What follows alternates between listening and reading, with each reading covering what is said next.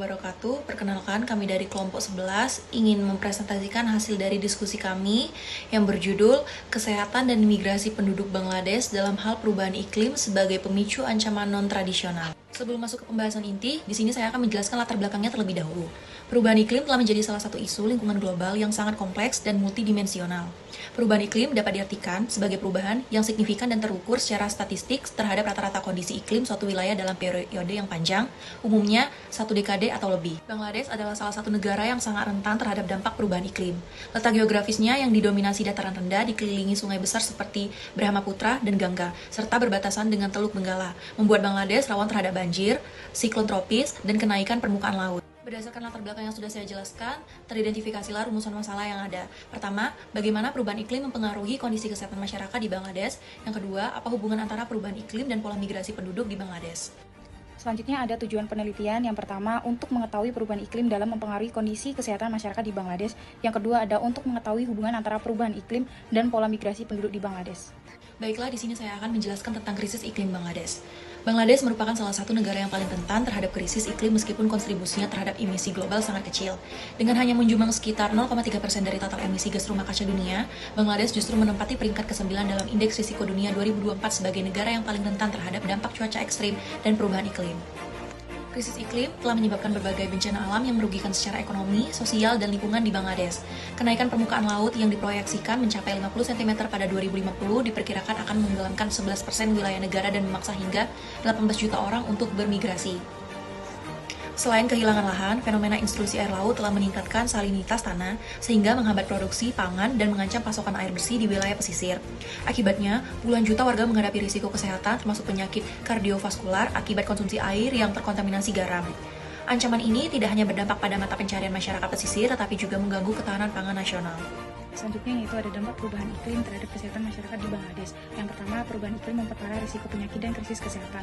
Bangladesh menghadapi peningkatan penyakit berbasis air seperti kolera, diare, tifus, dan penyakit akibat vektor terutama demam berdarah akibat banjir, intrusi air laut, serta naiknya suhu dan curah hujan. Bencana alam yang terjadi berulang kali memperburuk sanitasi dan memicu penyebaran penyakit, terutama di wilayah padat penduduk dan pengungsian.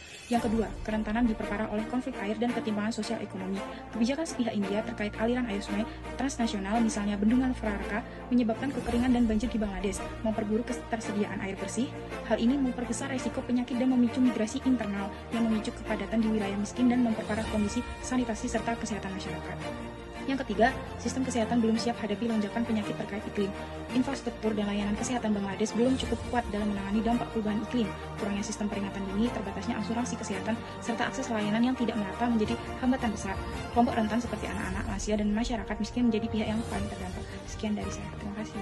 Di sini saya akan melanjutkan presentasi dari teman saya, dan di sini saya juga akan menjelaskan terkait perubahan iklim dan pola migrasi penduduk yang ada di Bangladesh. Baik. Saya langsung saja. Banjir dan erosi pantai, kenaikan permukaan laut itu menjadi salah satu pendorong utama migrasi yang terjadi di Bangladesh. Negara ini itu setiap tahunnya harus menghadapi dengan banjir musiman yang semakin diperparah oleh perubahan iklim. Sejak tahun 2000, frekuensi dari peristiwa cuaca ekstrem ini seperti banjir, kekeringan meningkat hingga 46%. Pada tahun 2022, lebih dari 7 juta penduduk Bangladesh itu terpaksa mengungsi akibat bencana alam. Fenomena ini itu tidak hanya terjadi dalam skala lokal, tetapi juga terjadi dalam lintas batas dan diperkirakan bahwa sepanjang 2011 hingga 2050, sekitar 16 hingga 26 juta warga Bangladesh itu kemungkinan besar akan menjadi pengungsi iklim dan bermigrasi secara permanen dengan India itu sebagai salah satu tujuan utamanya. Tekanan akibat migrasi pesisir itu juga berdampak pada layanan kesehatan, pendidikan, dan pekerjaan itu di wilayah tujuan. Migrasi dalam jumlah besar itu membuat rumah sakit dan pusat kesehatan di kota-kota besar itu menjadi kewalahan. Selain sektor kesehatan, migrasi besar-besaran juga berakibat pada tekanan di sektor tenaga kerja. Kenapa? Dikarenakan sebagian migran yang datang ke kota itu tidak memiliki keterampilan sesuai dengan kebutuhan industri perkotaan. Sehingga hal ini tuh mengakibatkan menambahnya angka pengangguran dan kemiskinan di kota-kota tersebut. Hal ini memperparah terkait perebutan sumber daya seperti lahan, air bersih, dan lapangan pekerjaan. Resiko akibat migrasi iklim di Bangladesh itu sangatlah terasa, terutama di kota-kota besar seperti di Dhaka, Chattogram. Masuknya ratusan ribu migran di setiap tahun akibat bencana alam ini mengakibatkan urbanisasi kemiskinan. Banyak migran yang terpaksa bekerja di sektor informal dengan upah sangat rendah dan kondisi yang sangat tidak layak. Sekitar 70% rumah tangga di kawasan Dhaka itu hidup di bawah garis kemiskinan dengan pendapatan masing-masing mereka itu sebesar 2,50 US dollar per harinya dan tidak memiliki akses ke air bersih. Tanpa perencanaan adaptasi yang memadai, fenomena ini berpotensi memperdalam ketimpangan sosial dan meningkatkan kerentanan masyarakat dan menghambat pembangunan perkotaan yang berkelanjutan. Baik, sekian, terima kasih. Baik, di sini saya akan menjelaskan terkait kesimpulan dari presentasi yang telah teman-teman saya presentasikan tadi, dan saya akan rangkumkan dalam poin berikut. Perubahan iklim itu yang telah berdampak terhadap kondisi kesehatan masyarakat di Bangladesh, terutama melalui meningkatnya frekuensi bencana alam seperti banjir, topan, dan kenaikan permukaan laut itu. Bencana-bencana ini memperburuk penyebaran penyakit berbasis air dan vektor, seperti diare, kolera, dan demam berdarah, serta menambah beban pada sistem kesehatan yang sudah rapuh. Pola cuaca ekstrim, intrusi air asin, dan kekeringan akibat kebijakan pengelolaan air lintas batas itu juga memicu krisis air dan sanitasi yang memperparah resiko kesehatan terutama bagi kelompok rentan seperti anak-anak, masyarakat miskin di kawasan kumuh. Hal ini menunjukkan bahwa perubahan iklim bukan hanya persoalan lingkungan, tetapi juga telah menjadi ancaman nyata bagi kesehatan publik dan ketahanan masyarakat. Hubungan antara perubahan iklim dan pola migrasi penduduk di Bangladesh itu sangat erat, di mana bencana terkait iklim memaksa jutaan orang bermigrasi di wilayah pesisir ke kota-kota besar seperti Dhaka dan Chattogram. Migrasi itu menciptakan tekanan besar pada infrastruktur, layanan dasar, dan tata kelola perkotaan, sekaligus memunculkan tantangan baru dalam bentuk urbanisasi, kemiskinan, dan juga perubahan ekonomi informal.